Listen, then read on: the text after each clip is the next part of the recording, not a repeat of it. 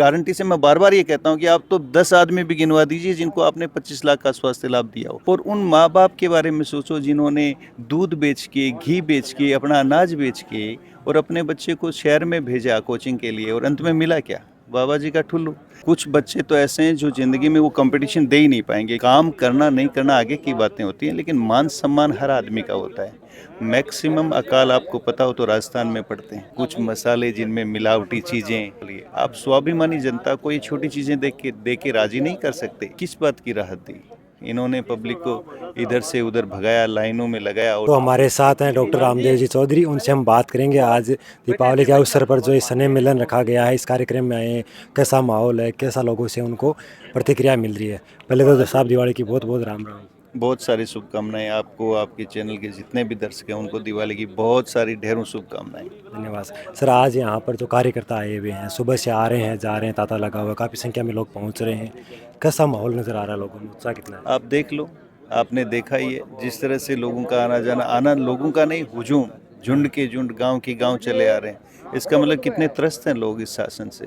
जिस तरह का शासन किया है इन्होंने 5 साल में, शासन नाम का कुछ भी नहीं था। पौने 5 साल तक आपस में झगड़ते रहे। जब इनको अचानक याद आया कि अब चुनाव आ गए तो इन्होंने उलूल-जुलूल की बातें करना, किस तरह के इन्होंने जो कैंप्स लगवाए, उनमें आपने देखा ही होगा। इन्होंने एक नाम दिया था उसको कि हम राहत कैंप करने जा रहे हैं।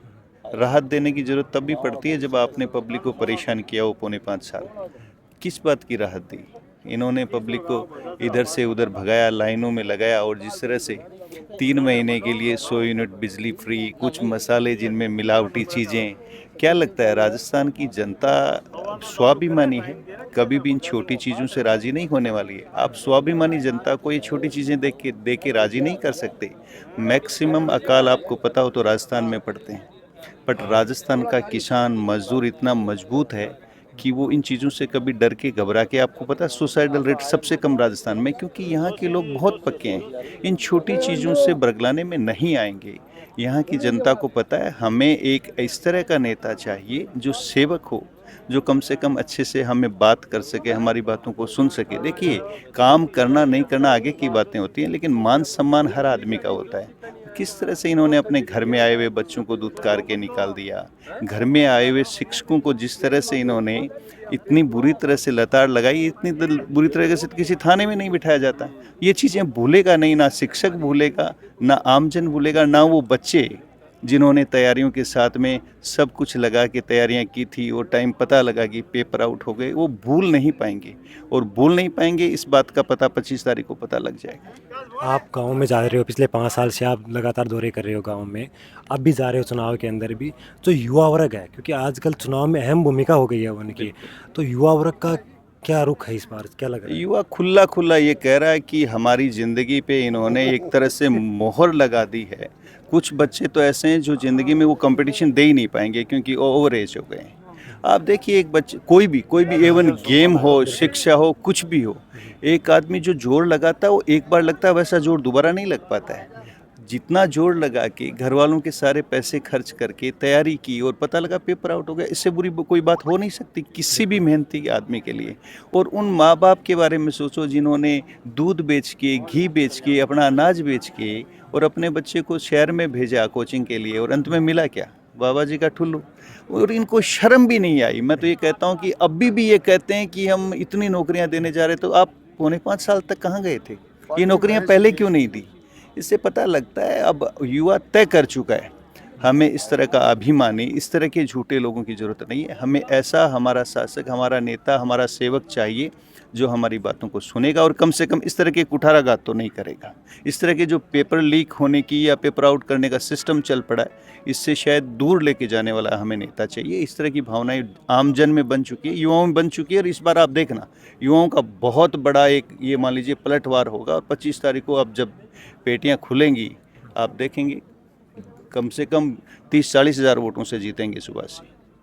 आप चिकित्सा के क्षेत्र में काम कर रहे हो, तो अगर उनकी अपन बात करें, राजस्थान सरकारी जो पॉलिसी थी, चिरंजीवी योजना थी, उनका लोगों में कितना लाभ मिला? क्योंकि आपसे बेहतर कोई नहीं जान सकता। पार्टियों में नेता अलग हैं, लेकिन जो जिस विषय के आप ज्ञाता हो भाई, डॉक्टर हो, तो उसको आपसे बेटर कोई नहीं जान सकता। मरीज़ आपके पास आते हैं, हर विधानसभा से आते हैं, हर पार्टी के लोग आते हैं, वो ना पार्टी बताते ना कोई जात बताते। तो कितना लाभ मिला नहीं मिला उसके बारे में क्या है? मैं हर जगह ये बोलता आया हूँ, शिक्षा और सुरक्षा, इवन स्वास्थ्य और शिक्षा, दो ऐसी जिम्मेदारियां हैं सरकारों की जो सरकार यदि लोकतंत्र में कर सकती है तो ये दो ही चीज़ों में सबसे ज़्यादा कर सकती है, और मैक्सिमम खर्चे भी यही होते हैं, बिल्कुल या बिल्कुल। तो स्वास्थ्य पे होता है या शिक्षा पे होता है, सब होता और दोनों ही चीज़ों में फेल रही है पूरी तरह से। यदि स्कीम्स लागू करनी थी तो कोरोना काल में क्यों नहीं की गई? मैक्सिमम यदि आहत कोई आम जन था तो कोरोना काल में था। अच्छा होता यदि यही स्कीम्स कोरोना काल में होती, लेकिन इनको पता था, इनको कब करनी है इस चीज़ का पता था, कैसे पब्लिक को हम बरगला सकते हैं इस चीज़ का पता था, लेकिन इनका ध्यान इस बात पे नहीं था कि हम सच में लोगों की हेल्प करें। यस, सरकारी स्कीम्स होती इसीलिए हैं कि आमजन को फ़ायदा मिले, पर कब जाके आपने दी, और देने के बाद में इस तरह की बातें करना, हम 25 लाख का कर रहे हैं, आप आदमी गिनवा दीजिए। मैं गारंटी से मैं बार बार ये कहता हूँ कि आप तो 10 आदमी भी गिनवा दीजिए जिनको आपने 25 लाख का स्वास्थ्य लाभ दिया हो, या आप 500 आदमी गिनवा दीजिए जिनको आपने 5 लाख का दिया हो। अरे झूठी बातें कब तक करोगे? अब तंग आ चुकी है, पब्लिक भर चुकी है यहाँ तक। अब आप जाने वाले हो, आपकी सच में बताएं तो ये स्कीम्स को कंटिन्यू करेगी, और ये आने वाला टाइम जब हमारी सरकार का होगा तो हम बताएंगे किस तरह से 5 साल आप आम जन तक फ़ायदा पहुंचा सकते हो। जी, शुक्रिया सर। थैंक तो यू। ये थे हमारे साथ रामदेव जी चौधरी, जिन्होंने तमाम मुद्दों पर बात की, शिक्षा पर, स्वास्थ्य पर, विकास पर, पेपर आउट पर। आपका क्या विचार, लक्ष्मणगढ़ में कितना कामकाज और राजस्थान सरकारी योजनाओं के बारे में आपके क्या विचार है, कमेंट करके जरूर बताइए। शुक्रिया। धन्यवाद सर।